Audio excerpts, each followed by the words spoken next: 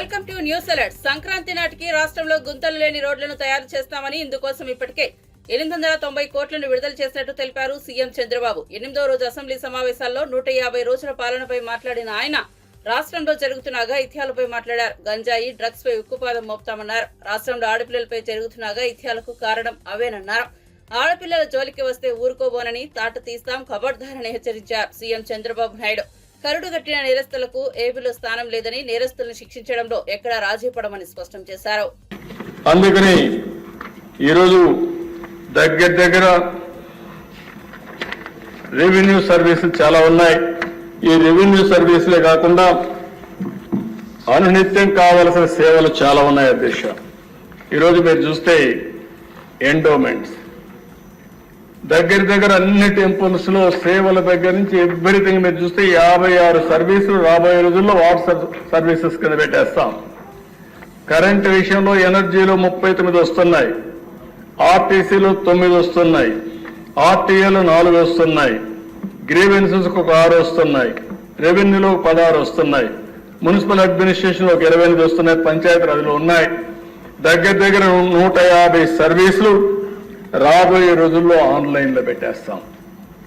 Nativity, date of birth, death certificate, income certificate, adangal, చదువు ఒక certificate, education certificate, ఇవన్నీ కూడా తిరిగి ప్రజలు అవస్థపడే పరిస్థితికి వచ్చారు అధ్యక్ష.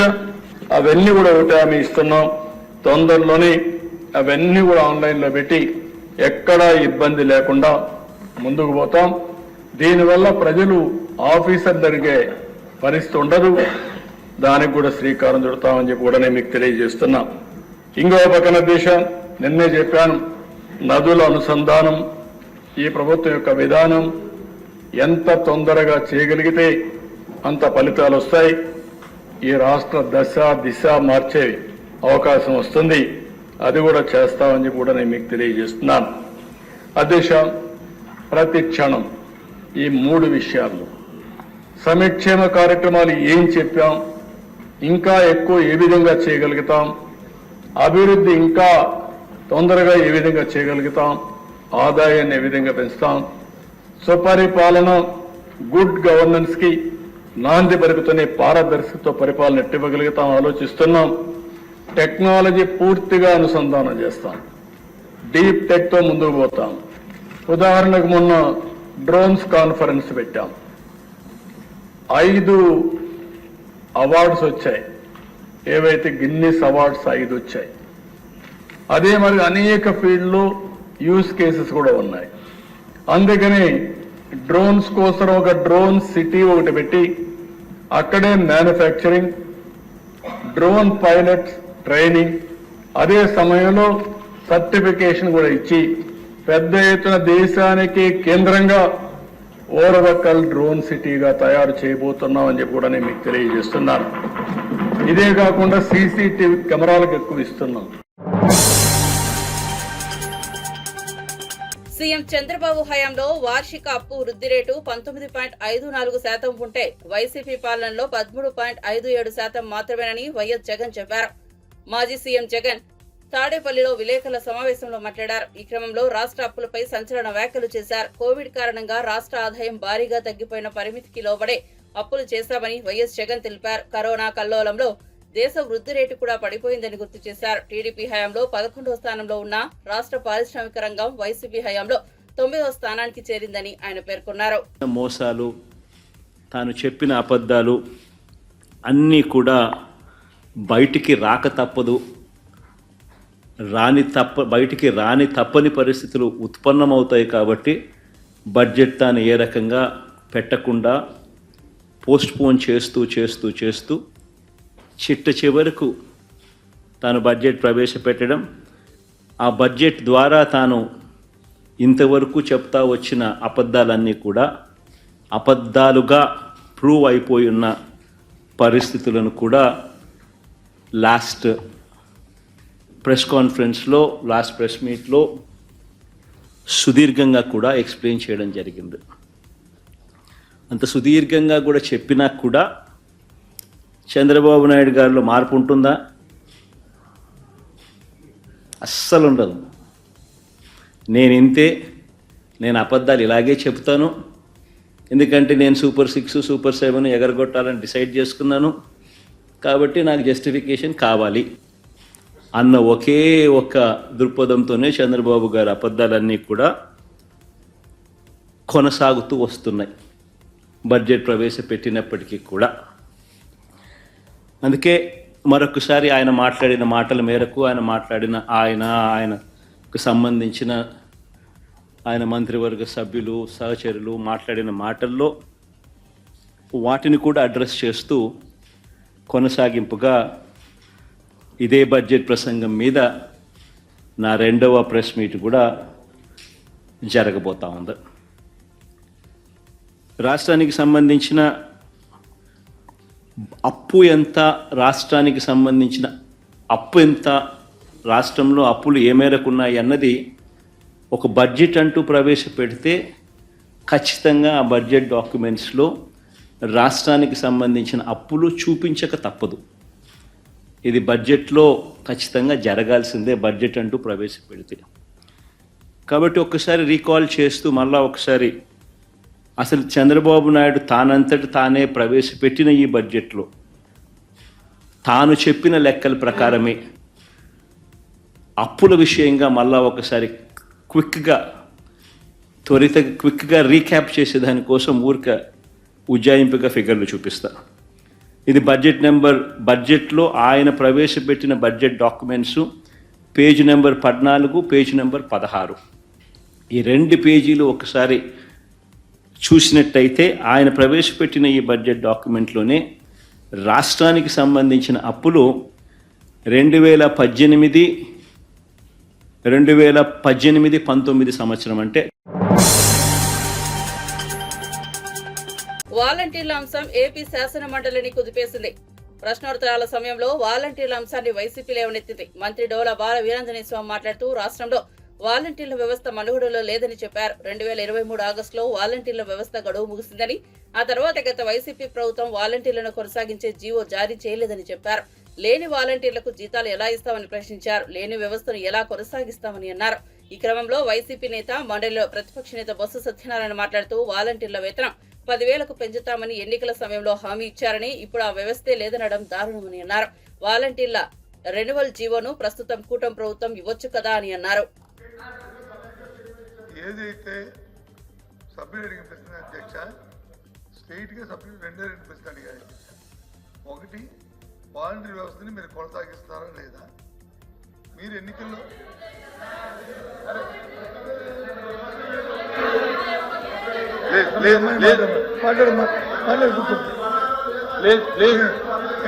కొనసాగిస్తారా లేదా? ఏంటి సార్ ఇది? కూర్చోండి సున్నారా? లేదు, ఇంకా అడగలేదు. ఏ సాంప్రదాయం, దయచేసి ఒప్పుకున్నారు కదా. చెప్పండి కొనసాగిస్తారా లేదా? మా సభ్యులు అడిగిన ప్రశ్న ఏంటి అధ్యక్ష, వాలంటరీ వ్యవస్థ కొనసాగిస్తారా లేదా? ఎన్నికలు వెళ్ళినప్పుడు మీరు వచ్చి 5,000 రూపాయలు కాదు, వాళ్ళకి 10,000 రూపాయలు గౌరవ వృత్తి ఇస్తారని చెప్పి వేతనం ఇస్తారని చెప్పారు. అది ఇస్తున్నారా లేదా? ఈ 2 కొనసాగిస్తే కొనసాగిస్తున్నాం, లేకపోతే లేదు. ఇందాక గౌరవ మంత్రి గారు ఏం చెప్పారు, అసలు వ్యవస్థ లేదంటారు. వ్యవస్థ లేకపోవడం ఏంటి అధ్యక్ష? వ్యవస్థ వచ్చి ఉంది, కాకపోతే ఆ రెన్యూవల్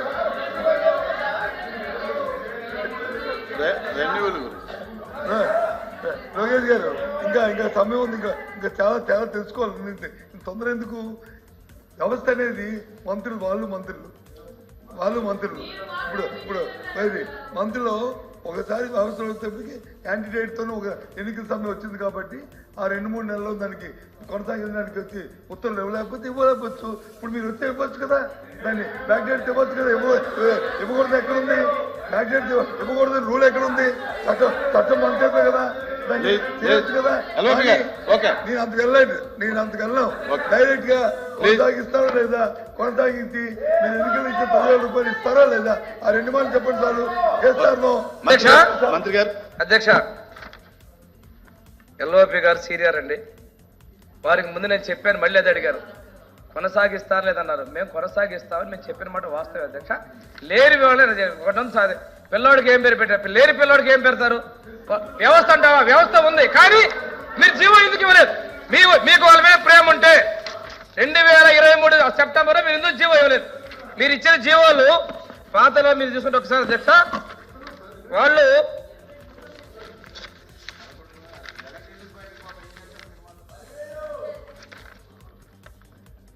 అధ్యక్ష 39/24 జీవో ఇచ్చారు. తర్వాత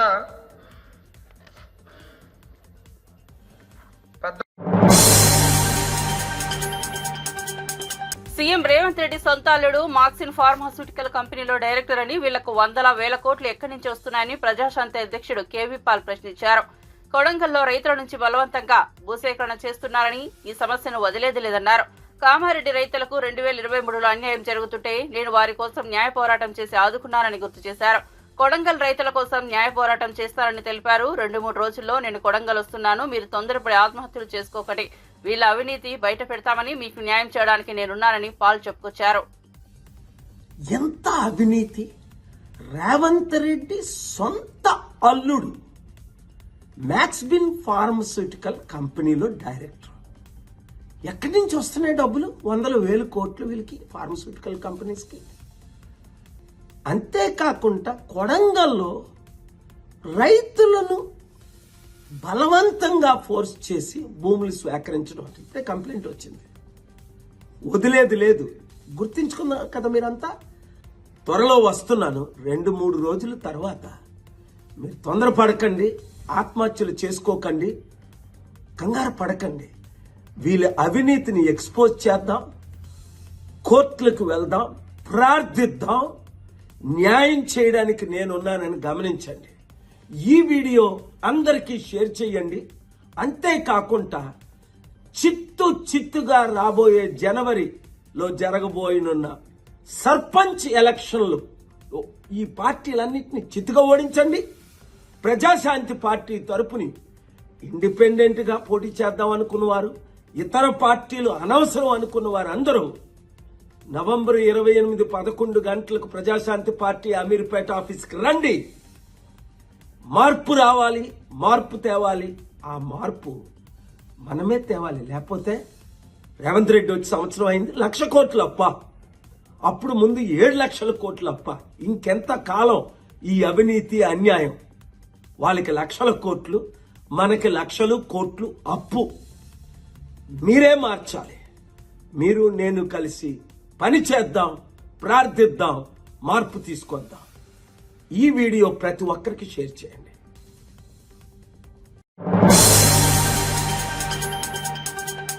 తన అన్న వైసీపీ అధినేత జగన్ పై ఏపీసీసీ అధ్యక్షురాలు షర్మిల మరోసారి తీవ్ర విమర్శలు గుప్పించారు. ప్రతిపక్ష హోదాకు అవసరమైనంత మంది ఎమ్మెల్యేలను కూడా గెలిపించుకోలేని జగన్ ప్రతిపక్ష హోదా అడగడం సిగ్గుచేటని అన్నారు. అసెంబ్లీకి వెళ్లని జగన్ కు ఎమ్మెల్యే పదవి ఎందుకని ప్రశ్నించారు. కడప స్టీల్ ప్లాంట్ కోసం జగన్, కడప వైసీపీ ఎంపీ అవినాష్ రెడ్డి ఏం చేశారని నిలదీశారు. ఇలాంటి నాయకులను ఎన్నుకునే ముందు ప్రజలు ఆలోచించాలని అన్నారు. కడపలో మీడియాతో మాట్లాడుతూ ఆమె వ్యాఖ్యలు చేశారు. కడప స్టీల్ ప్లాంట్ కేవలం శంకుస్థాపనలకే పరిమితమైందని షర్మిల అన్నారు. పేదల కోసం, కడప ప్రాంతం అభివృద్ధి కోసం వైఎస్ఆర్ దీన్ని తీసుకొచ్చారని చెప్పారు. ఈ ప్లాంట్ ద్వారా 25,000 మందికి ప్రత్యక్షంగా, 1,00,000 మందికి పరోక్షంగా ఉపాధి కల్పించే అవకాశం ఉందని అన్నారు. వైఎస్ చనిపోయిన తర్వాత వచ్చిన నాయకులందరూ కడప స్టీల్ ప్లాంట్ ఊసే లేకుండా చేశారని విమర్శించారు. ఉత్పత్తి చేసే కెపాసిటీ గల ప్లాంట్ని ఇక్కడ ఏర్పాటు చేయాలి అని మొత్తం ప్లాన్ రెడీ చేశారు రాజశేఖర్ రెడ్డి గారు. రాజశేఖర్ రెడ్డి గారు ఉద్దేశం ప్రకారం 25,000 మందికి ఉపాధి కల్పిస్తుంది ఈ ప్లాంటు, డైరెక్ట్ ఎంప్లాయ్మెంట్ ఇస్తుంది.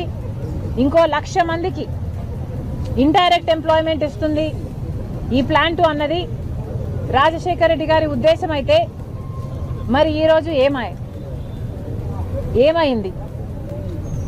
ఎక్కడికి పోయింది? అంత గొప్ప ప్రణాళిక తర్వాత వచ్చిన నాయకుల చేతుల్లో నాశనం అయిపోయింది కదా. రాజశేఖర్ రెడ్డి గారు శంకుస్థాపన చేసింది ఆయన అధికారంలో ఉన్నప్పుడు. 2008లో అయితే ఆ తర్వాత కాలంలో రాష్ట్ర విభజన జరిగినప్పుడు కడప స్టీల్ ఫ్యాక్టరీ తప్పనిసరిగా కట్టాల్సిన ఫ్యాక్టరీ సెయిలే. సెయిల ఆధ్వర్యంలోనే దీన్ని కట్టాలి అని విభజన హామీలలో ఒక హామీ కడప స్టీల్ ఫ్యాక్టరీ. 2014లో కాంగ్రెస్ పార్టీ అధికారంలోకి వచ్చుంటే కడప స్టీల్ ఫ్యాక్టరీ ఈ పార్టీకి పూర్తి కూడా అయిపోయేది. కానీ దురదృష్టం కొద్దీ 2014లో కాంగ్రెస్ పార్టీ అధికారంలోకి రాలేదు కేంద్రంలో, కాబట్టి మనకి ప్రత్యేక హోదా రాలేదు. దాంతోపాటు ఏ ఒక్క విభజన హక్కు కూడా మనకు రాలేదు. దాంతోపాటు కడప స్టీల్ ఫ్యాక్టరీ కూడా రాకుండా పోయింది. 2014లోనే కడప స్టీల్ ఫ్యాక్టరీ అయినా ప్రత్యేక హోదా అయినా ఇవన్నీ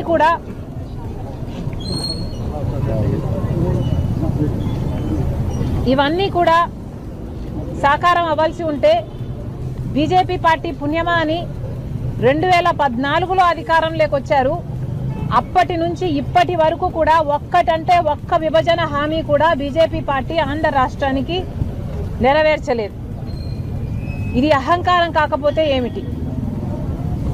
కడప స్టీల్ ఫ్యాక్టరీ సెయిలే చేయాలి అన్నది విభజన హామీ అయితే కుదరదు అని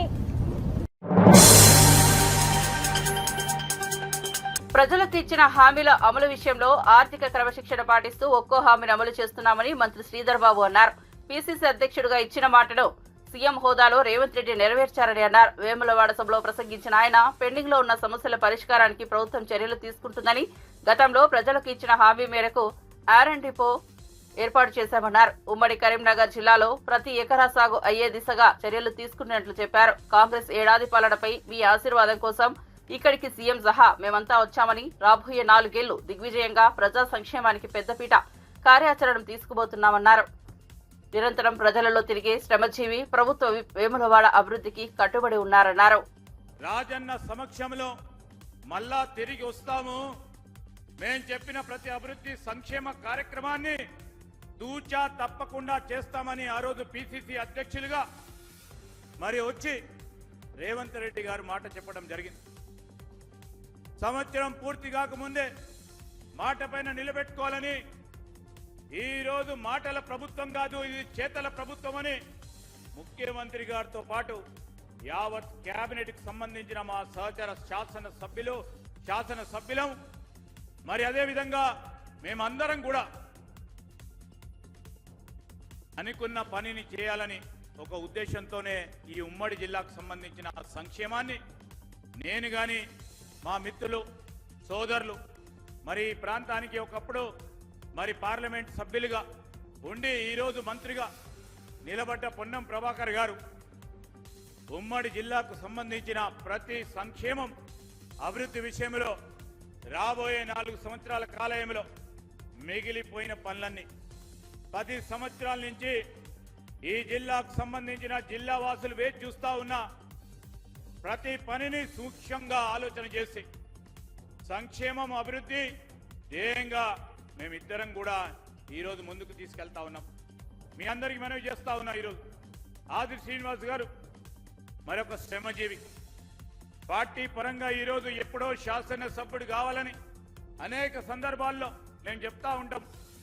ఎన్నిసార్లు పోతావయ్యా, ఎన్నిసార్లు ఊర్లు తిరుగుతావు, మీకు ఆశీర్వాదం ఇచ్చే రోజు వస్తుంది అంటే కూడా వినకుండా నిరంతరం పొద్దున రాత్రి మధ్యాహ్నం అదే పనిగా ఒక ప్రక్కన కోర్టులో కేసులు కొట్లాడుతూ, ఇంకో ప్రక్కన ప్రజా సమస్యలను ప్రతిపక్షంలో ఉండి వారి పక్షాన గొంతు విప్పడానికి ప్రయత్నం చేసిన మా ఆది శ్రీనివాస్ గారికి వేములవాడ నియోజకవర్గానికి సంబంధించిన ప్రజలు పట్టం కట్టి ప్రజా సంక్షేమానికి సంబంధించిన అంశం విషయంలో మీరందరూ ఆశీర్వాదం ఇచ్చినందుకు కూడా మీ అందరికి కూడా హృదయపూర్వకంగా కృతజ్ఞత తెలియజేస్తా ఉన్నాం. అదేవిధంగా సిరిసిల్ల నియోజకవర్గానికి సంబంధించి అనేక సంవత్సరాలుగా పెండింగ్ ఉన్న అనేక సమస్యలు మా తుమ్మల నాగేశ్వరరావు గారు ఎప్పుడు చెప్తా ఉంటారు. మేము మేనిఫెస్టోలో 6 గ్యారెంటీలతో పాటు వేదికపై కూర్చున్న మా సీనియర్ నాయకులందరం కూడా చర్చించి అనేక అంశాలను పెట్టినాం. ఈరోజు రాష్ట్ర ప్రజలందరికీ మేము తెలియజేస్తా ఉన్నాం, ఏ విధంగానైతే ఒక క్రమశిక్షణతో ఆర్థిక క్రమశిక్షణ తీసుకొచ్చి ఒక్కటి తర్వాత విజయవాడలో ఇటీవల వచ్చిన ఆకస్మిక వరదల సమయంలోనూ వైసీపీ పార్టీ బురద రాజకీయం చేసిందని హోంమంత్రి వంగలపూడి అనిత వెల్లడించారు. అసలు వైసీపీ నిర్వాహకం వల్లే విజయవాడకు వరద విపత్తు వచ్చిందని ఆమె పేర్కొన్నారు. శాసనమండలిలో మండలి సభ్యులు విజయవాడ బుడమేరు వరదలపై అడిగిన ప్రశ్నలకు హోంమంత్రి సమాధానం చెప్పారు. ఈ సందర్భంగా హోంమంత్రి అనిత మాట్లాడుతూ 20 నిమిషాలు కూడా వరద ప్రభావిత ప్రాంతాల్లో పర్యటించిన వాళ్లు కూటమి ప్రభుత్వాన్ని విమర్శించడమా అంటూ సూటిగా ప్రశ్నించారు. గతంలో ఎప్పుడూ లేనంతగా విజయవాడలో వర్షపాతం 36 సెంటీమీటర్లు నమోదవడం అంటే గతంలో లేని విధంగా 800 రెట్లు పెరిగిందన్నారు. విజయవాడ పరిసర ప్రాంతాల్లో సాధారణం కంటే ఎక్కువ వర్షపాతం నమోదైందని తెలిపారు. 11 రోజులు తన అడ్మినిస్ట్రేషన్ డిపార్ట్మెంట్ అందరిని అక్కడే పిలిపించి బస్సు చేసి విజయవాడని తిరిగి తన వాళ్ళందరూ కూడా పనులు చేసుకునే విధంగా విజయవాడని తిరిగి పునరుద్ధరించారని చెప్పడానికి ఈరోజు మనం కాదు అధ్యక్ష, 5 కోట్ల మంది ప్రజలే కాదు ప్రపంచంలో తెలుగు వాళ్ళందరూ కూడా చూశారు అధ్యక్ష.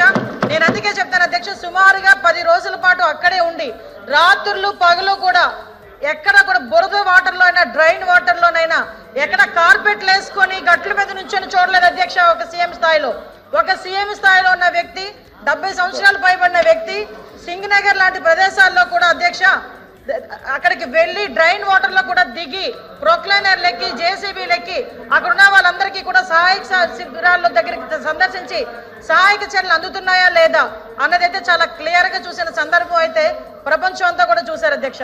వాటితో పాటు అధ్యక్ష సుమారుగా ఫుడ్ ప్యాకెట్స్ కూడా చెప్పారు, ఇందాక చెప్పాం అధ్యక్ష. 1,15,00,000 మందికి ఫుడ్ ప్యాకెట్స్ ఇచ్చాము అధ్యక్ష. ఆ రోజు ప్రత్యక్షంగా నేనున్నాను అధ్యక్ష, డిజాస్టర్ మేనేజ్మెంట్ మంత్రిగా. ఆ రోజు చంద్రబాబు నాయుడు గారు అక్కడ విజిట్ చేసేటప్పుడు, గౌరవ సీఎం గారు అక్కడ విజిట్ చేసేటప్పుడు నేనున్నాను.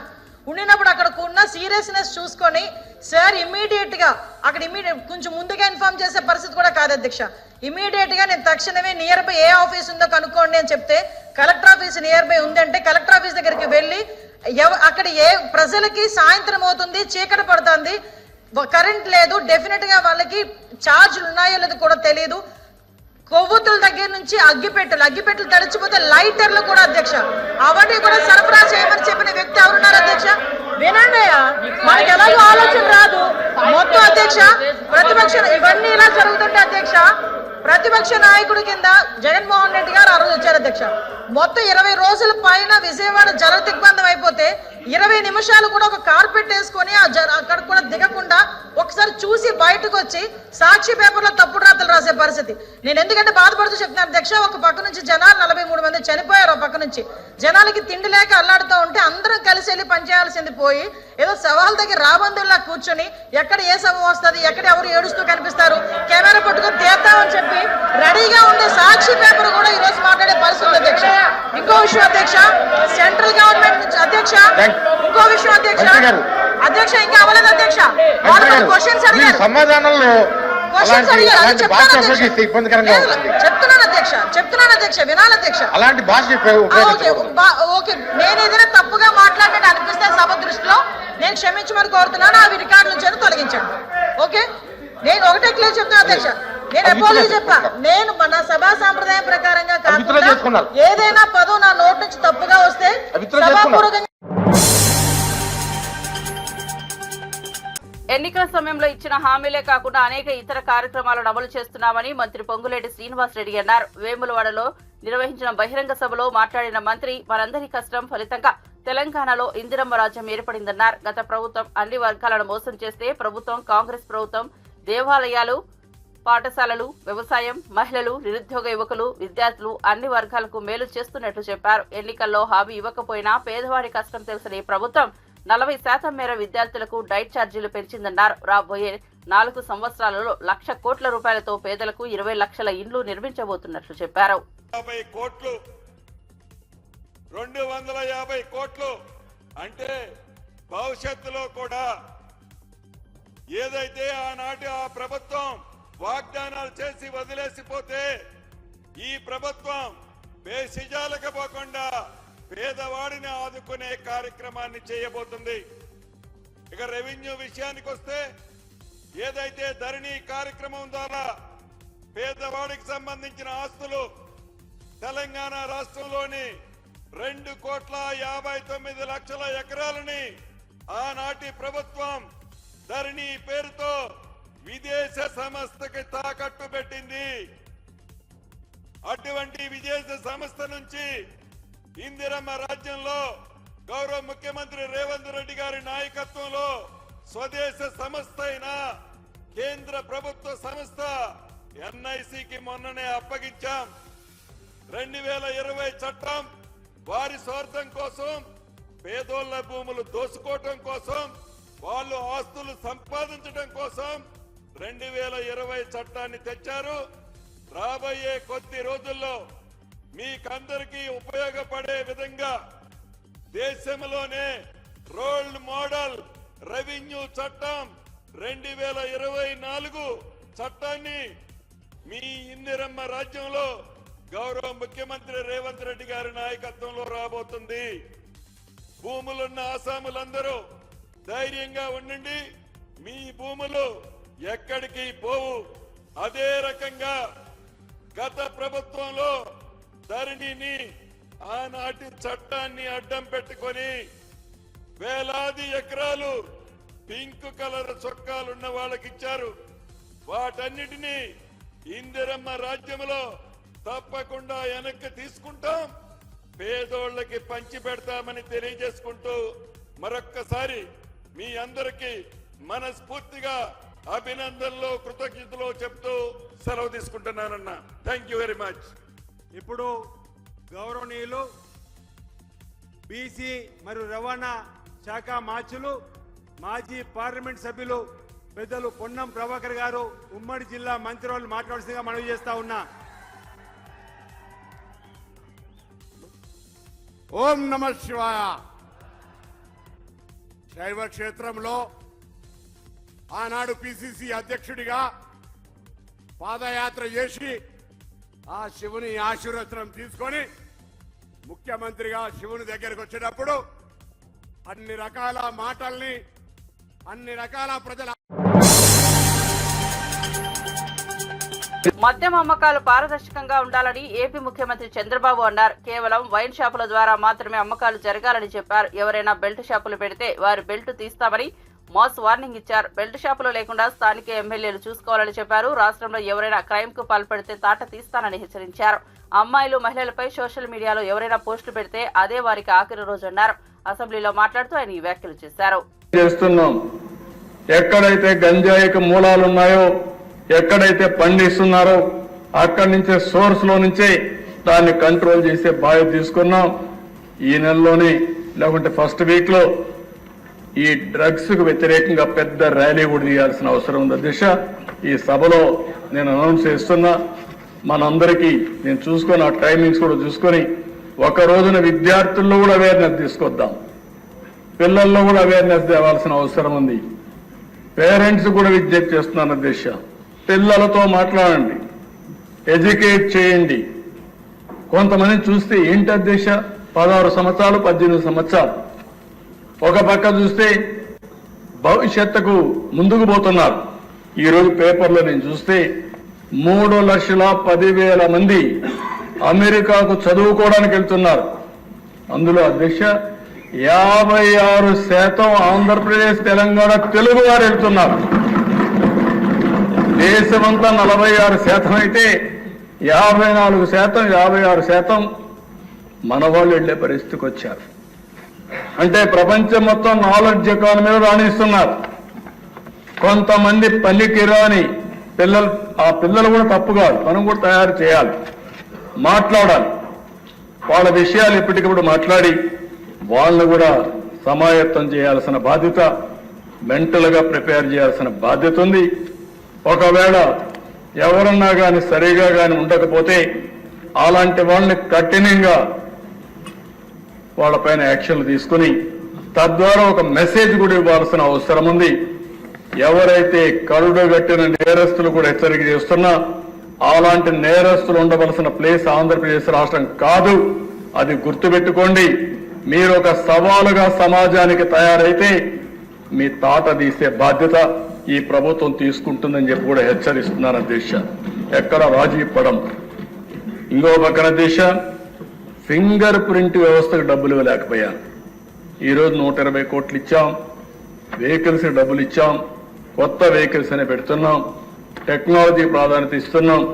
భవిష్యత్తులో పోలీస్ శాఖను బలోపేతం చేసి లా అండ్ ఆర్డర్కి టాప్ ప్రియారిటీ ఇస్తామని చెప్పి కూడా నేను మీకు తెలియజేస్తున్నాను. ఇది కాకుండా దేశ ఈరోజు ఈ ప్రభుత్వంలో మీరు ఒకసారి చూస్తే సుపరిపాలనకు నాంది పలికాం. ఒక పక్క అభివృద్ధి సంక్షేమం సుజావుగా జరగాలంటే పరిపాలన గుడ్ గవర్నెన్స్ ఉండాల్సిన అవసరం ఉంది.